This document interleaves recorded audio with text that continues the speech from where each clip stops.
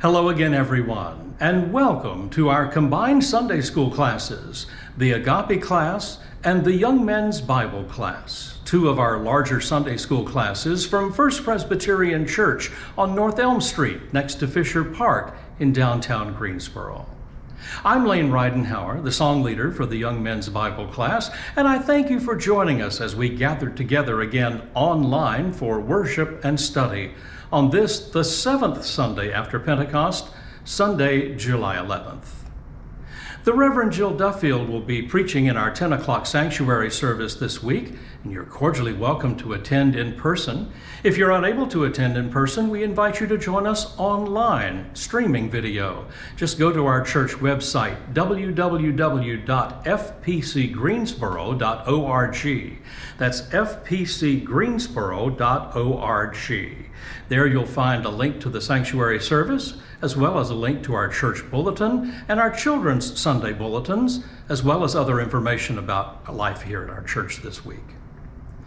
Our Sunday school teacher, Sandie Gravett, will join us in just a few moments as she continues her series, What 2020 Has Taught Us About Being a 21st Century Church. 2020 was certainly a challenging year, and it has made us take a careful look at what the church is, what it can be, and what it should be. If you watch cable television, then you may have noticed that several channels, including the Hallmark channels, are dedicating the entire month of July to Christmas movies.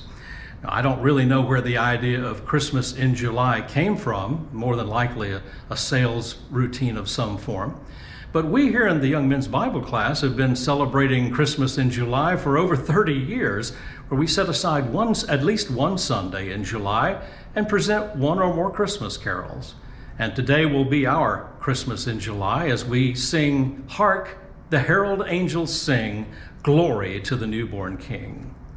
This Christmas carol, the text was written in 1739 by Charles Wesley. He was the English Methodist leader and hymn writer. He frequently used his hymns to help teach church doctrine to his congregation. His congregation was largely poor and illiterate, and the songs helped to teach. I read once that Wesley wrote this text today it was inspired by the church bells sounding in London on Christmas Day. And the original opening line of the hymn was, Hark, how the heaven rings. The hymn tune that we associate with this text today was written almost 100 years later by the great German composer Felix Mendelssohn. He was a pianist and an organist as well. He had written this piece not for the text written by Wesley, but he wrote it as part of a cantata that was celebrating the anniversary of the creation or the invention of movable type by Johann Gutenberg. It essentially brought printing to Europe. What an interesting mix of tune and text. The marriage of these two has created such a wonderful Christmas carol. I'll put the words up on the screen for you and invite you to sing this lovely carol with me. Hark, the herald angels sing, glory to the newborn King.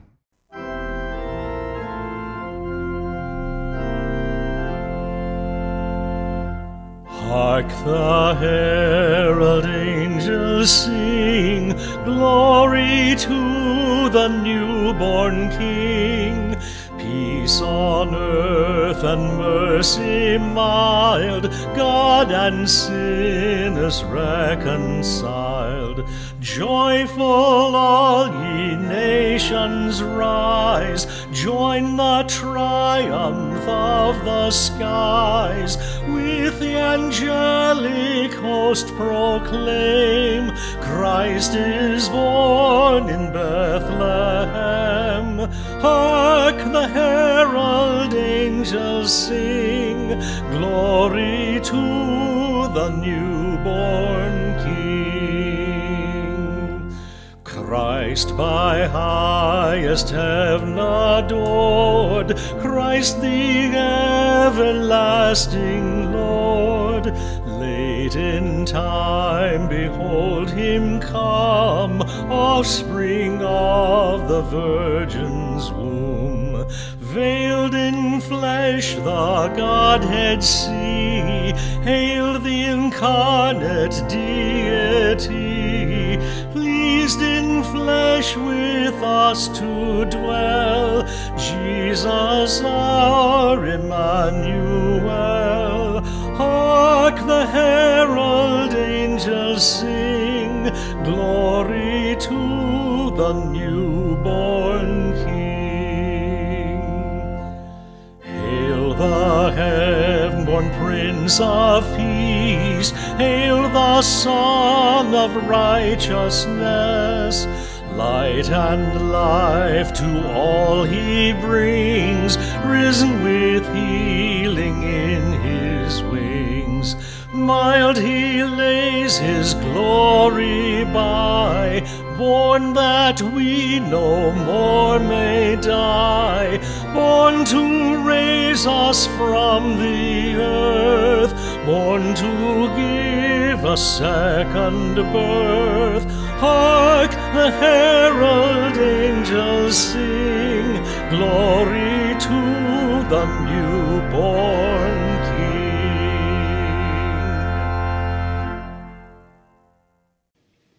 Whenever a profoundly disruptive event unfolds, whether on a personal or a community or a national or a global level, the ones surviving through it often emerge talking about new beginnings.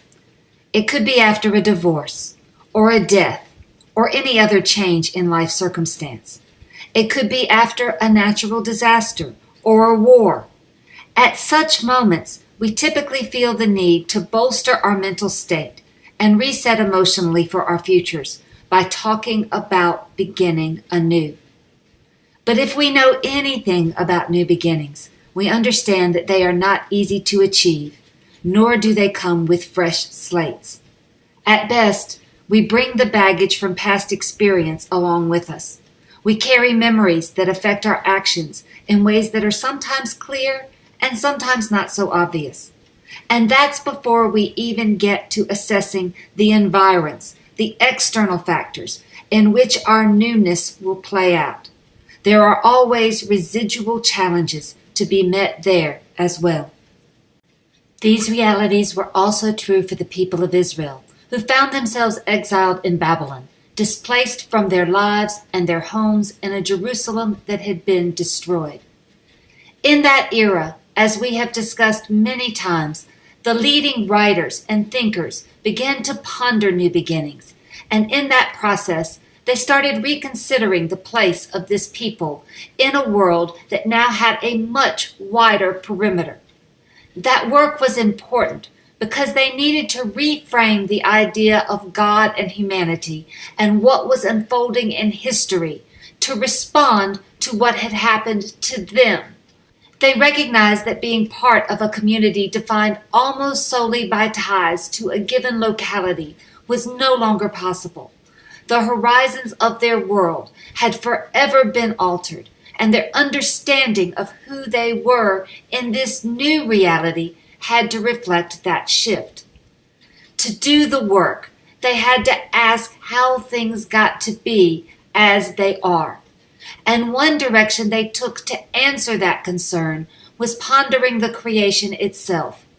What better beginning than that one? Considering the origin of all things seemed a natural approach because taking a closer look at who we are as humans and how we relate to the created order gives us a perspective that is far larger than what is often dominating our day-to-day existence. Most significantly, it can put our individual or more circumscribed crises into perspective by helping us recognize some of the larger issues at stake.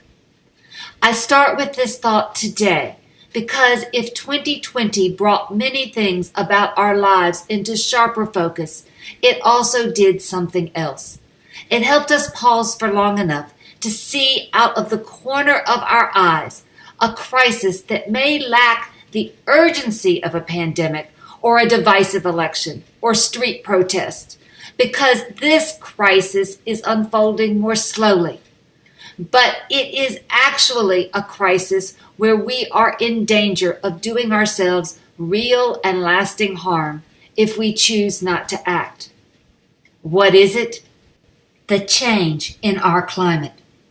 Continuing in our series on what 2020 taught us about being the 21st century church, I will say unequivocally, this challenge may be the greatest of all we will confront going forward because it touches so many parts of our lives locally as well as in terms of being part of one global species, Homo sapiens, whose fate is intertwined with many other species and with the planet itself.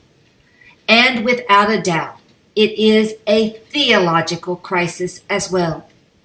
From a biblical point of view, I want to give you a couple of texts to ponder at the outset. One, the Garden of Eden, will come at the very beginning of our text. Another, the New Jerusalem, appears not only at the end of our Bible, but also just about in the middle.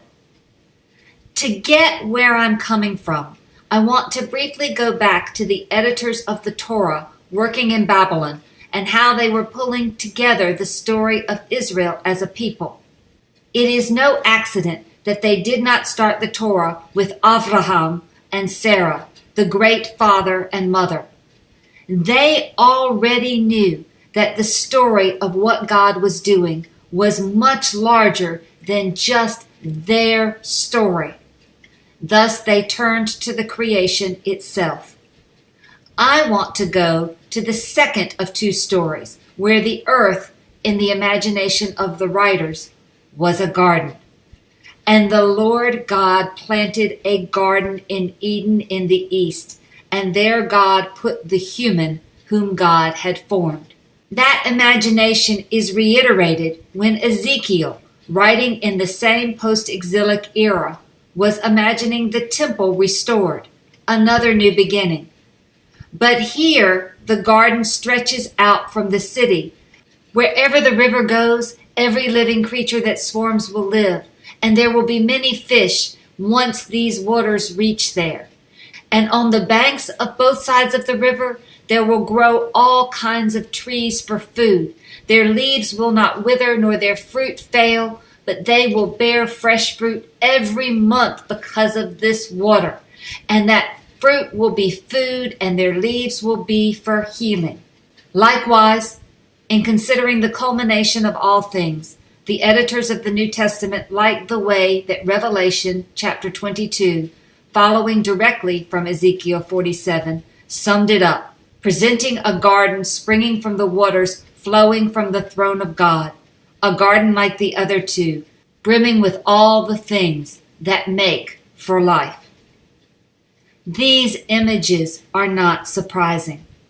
Rulers in the Fertile Crescent commonly devoted resources to construct both private, as in palace or home gardens, and more public, temple or city gardens. These places were indeed paradises. I use that word deliberately because it is how the writers of the Septuagint, the Greek version of the Hebrew Bible, talk about the Garden of Eden.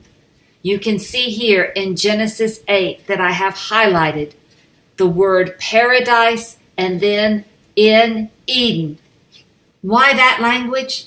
Because the term was a reference to an enclosed park, a beautiful refuge away from the crowded challenges of urban life that was developing in this region.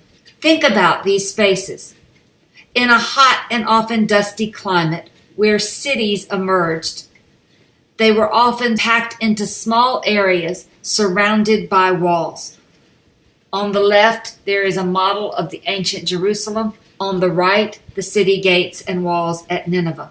But if you had gardens within these walls, there were places with water and shade and the ability to grow plants for both food and for beauty. This particular image is from Pompeii in Italy. It reminds me of one of my favorite days on a visit not too many years back in the city of Edinburgh, Scotland. My sister and I took a small tour from an upstart company called the Secret or the Hidden Gardens of the Royal Mile. Right there on the high street, with all of its history from castles to royal homes, churches and historic buildings, not to mention the tourist bustle, were these tucked away places, small and large, where nature offered a refuge and a respite from the hustle and bustle of the town. Like the gardens of the ancient world, they are more than just places of beauty and rest and relief from the heat. They are also touchstones, a reminder that we are all dependent on nature for our survival. Let me give you a clear example. In the ancient world, when war came, the people of a city were typically trapped inside its walls. In these circumstances, an army could easily defeat you by siege alone if you could not get fresh water to the inhabitants. Cities then often had to have a water source or a tunnel system to access local water. Moreover, that army could wait you out if your supply of stored food was small, because you certainly were not growing enough inside the city to support its population. You were, as we do today, bringing it in from outside. Then as now, urban environments make it way too easy to forget our dependence on nature for the most basic things we need. We count on convenient markets for those supplies. But just remember how during the pandemic lockdowns, we had shortages. Many of those shortages were due to hoarding for sure. But when meat production facilities or shipping options shut down, we found ourselves missing many of our usual items. And early on, farmers around the world were struggling because they did not have the human power they needed to harvest their crops or the outlets for their wares, since dining out and other commercial options were limited.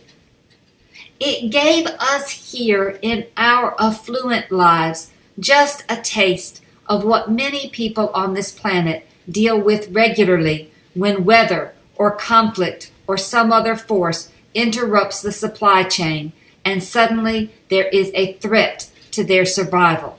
But it is a taste we are going to see accelerate. Why? In large part because we now live on a planet that is overdeveloped, and that overdevelopment is playing out in all kinds of ways. For us, the Industrial Revolution, which ushered in so much of what we enjoy about the lives we lead, was a big turning point in terms of how we live in relationship to this planet. Humans have increased atmospheric carbon dioxide concentration by 48% since the Industrial Revolution started. The burning of both coal and gas are two big causes, and another is deforestation. Add to it methane from landfills and industrial agriculture and animal farms, nitrous oxide from fertilizers and fossil fuels, among other sources, and CFCs from all kinds of things that we use, and multiply all of this because of rapid population growth and expansion of industrialization, and we find ourselves seeing what scientists were just beginning to say would happen when I was a child.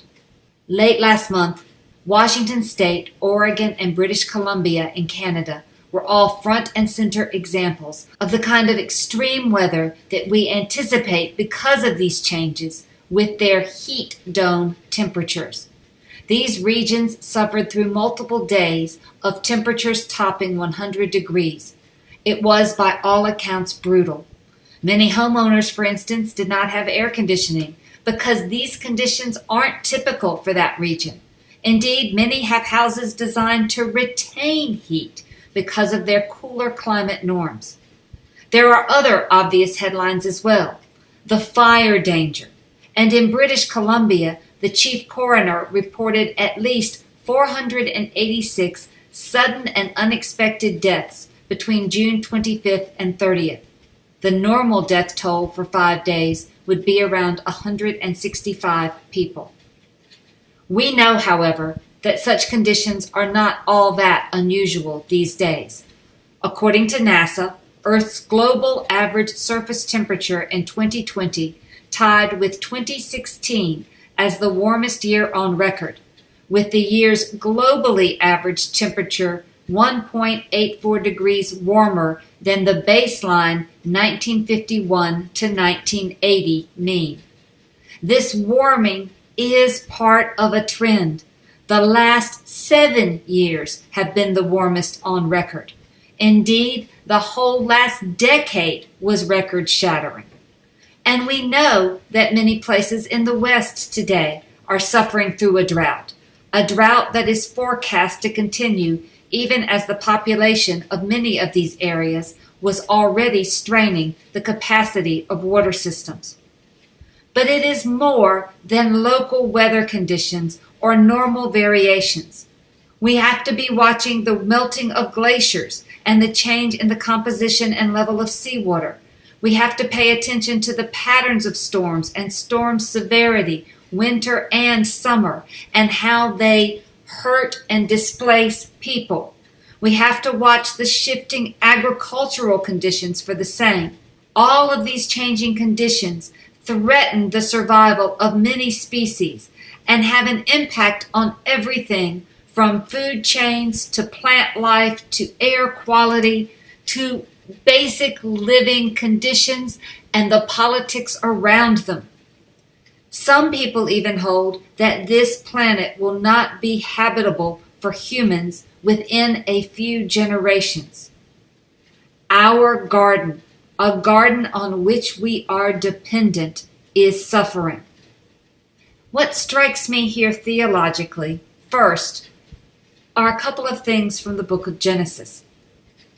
The text posits that we are part of the earth itself. It doesn't matter whether or not we are actually, literally, some version of God making a mud pie and breathing life into it. The text is telling us that we are connected to the earth. And while it is amazing to think of a distant link to ancestors like Abraham and Sarah more than 4,000 years ago, that family tree in no way captures the scale of who we are on this over 4 billion-year-old planet. We know that there were likely some forms of life dating back to almost that beginning, even though hominids, some of our distant ancestors, go back, only maybe right now 7 million years or so. And Homo sapiens, our species, date some 200,000 years back. What is the takeaway? However you slice it, this planet has supported and continues to support some amazing things, from almost microscopic life forms to dinosaurs or blue whales to human life. But the question here today is not about the wonder of it all. It's about the impact we are having on it. And that's important to Genesis as well. Our job, as described in the text, at least in familiar terms, is to till and to keep it, this garden of ours.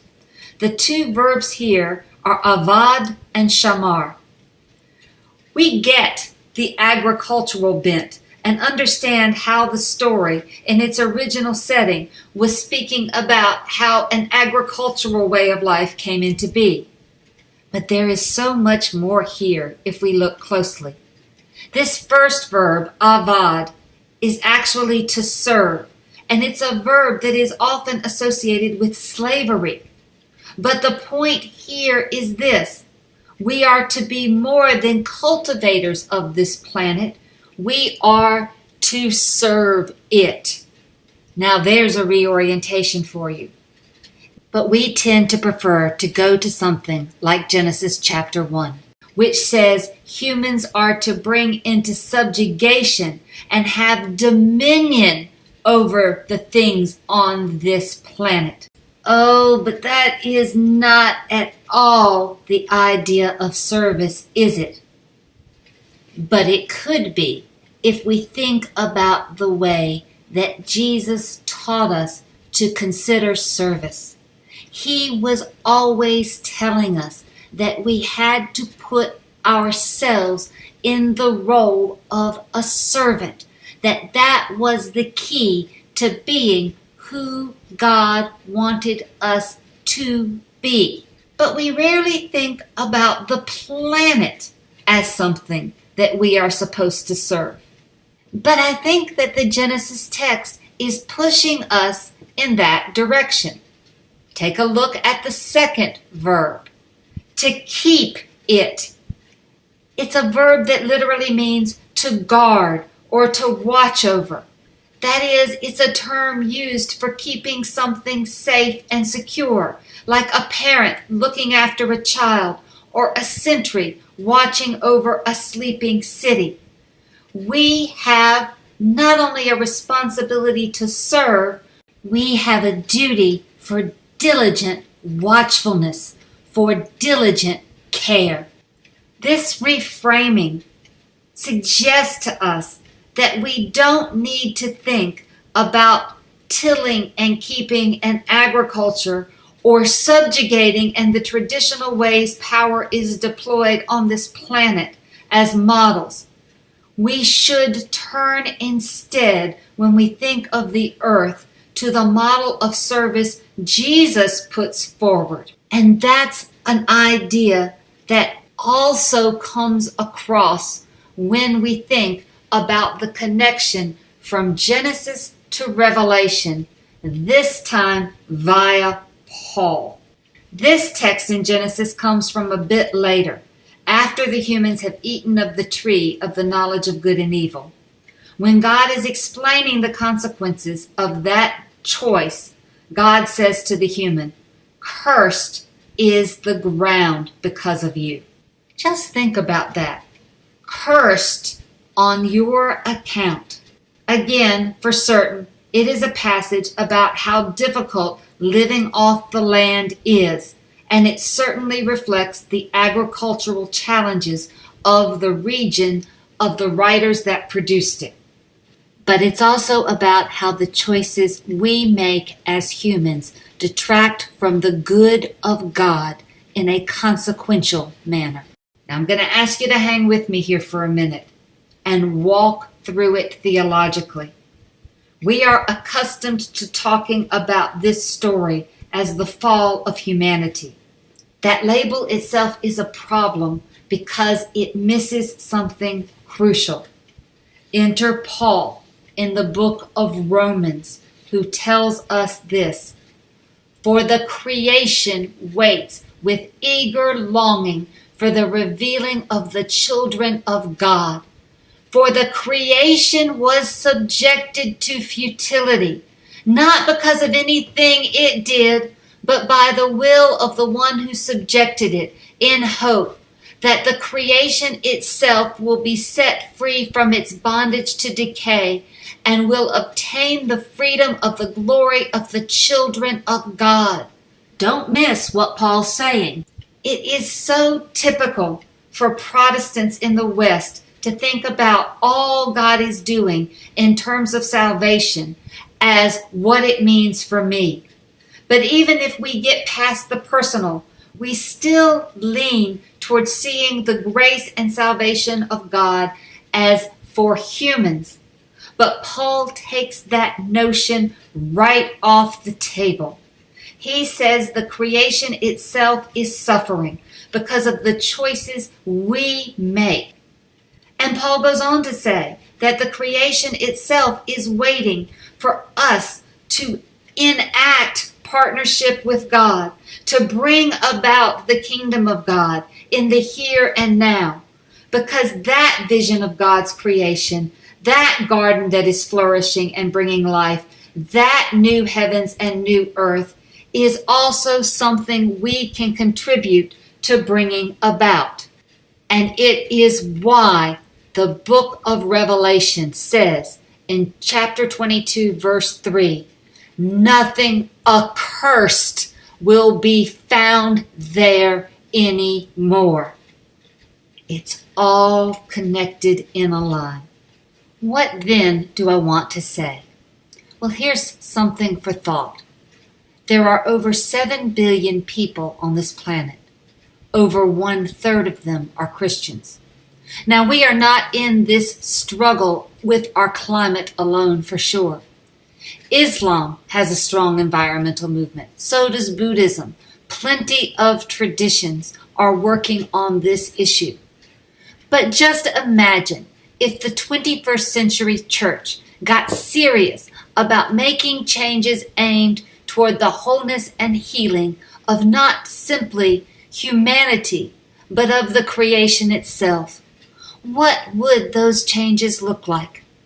There are many visions of what we can do as individuals and as communities every day. It is a conversation we must be having urgently, because the slow unfolding of this crisis may be harder to see, but it threatens the future in ways we can scarcely imagine.